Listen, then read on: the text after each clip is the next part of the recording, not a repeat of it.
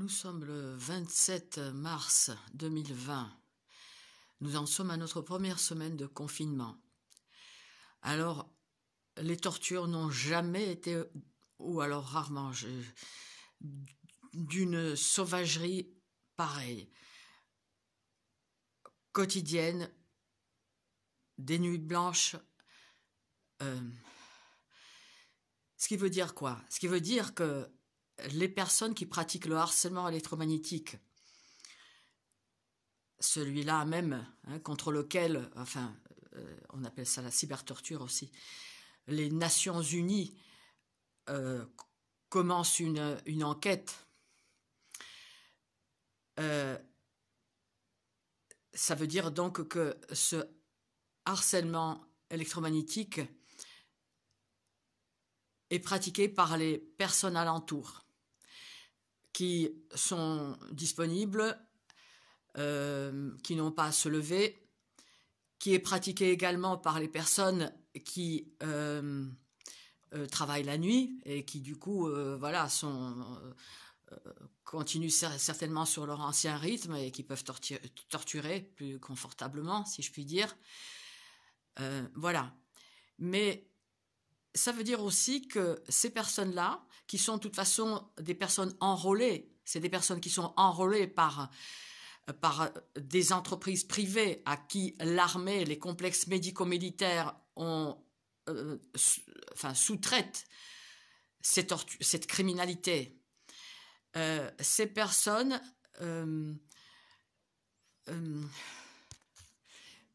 ces personnes doivent avoir donc un commanditaire qui leur dit combien torturer, quelle intensité, etc. Ça doit être organisé, parce que sinon, la cible, on la buterait vite fait.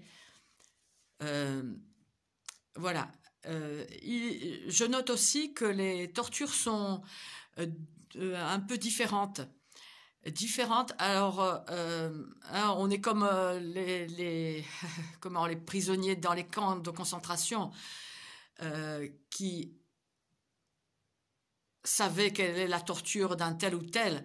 Et là, franchement, ça me fait penser à des tortures électromagnétiques, donc par des dispositifs d'attaque à distance à base de rayonnement électromagnétique, lumineux,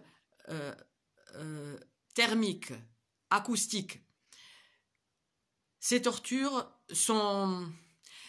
je verrais bien les flics derrière. Enfin, certains sont impliqués. Certains, on sait ce qu'ils font, ce qu'ils sont capables de faire, sous couvert de leur fonction, de leur mission. Vous êtes la honte de votre profession, bien évidemment. Et après, il y en a d'autres, et chapeau.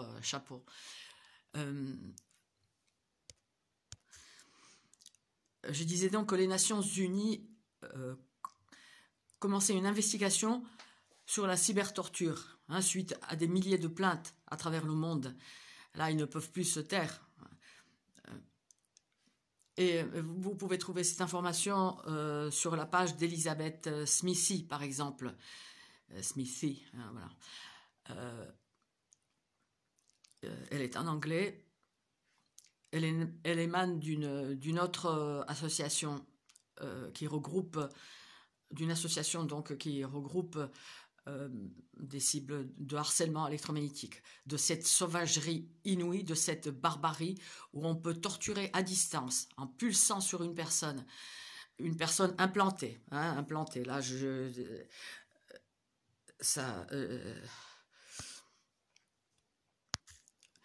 une personne implantée par des puces RFID, le signal vient sur nos puces. Mais ce n'est pas nécessaire d'être implanté. On peut aujourd'hui prendre l'empreinte, on va dire cérébrale, comme on prendrait l'empreinte digitale, et on peut torturer à distance aussi de cette manière. Je ne sais pas si vous réalisez dans quel merdier où on est, vu ce qui se passe aussi, vu comment c'est géré aussi ce qui se passe, en France en particulier. Mais je vous demande de penser à vos enfants, même ceux qui torturaient, et que vous êtes nombreux à être des pères et des mères de famille. Pensez à vos enfants. Pensez à vos enfants lorsqu'ils auront mon âge. Hein, votre fille qui a 5 ans, qui en aura 65, qui hurlera de douleur lorsque vous serez sous un mètre de terre. Pensez-y. Droit comparé du harcèlement électromagnétique, nécessité d'une loi française. C'est un article juridique, donc vous pouvez le retrouver sur le net. Voilà, vous avez des bases de ce que c'est cette horreur et comment c'est traité dans d'autres pays et comment c'est pas traité en France.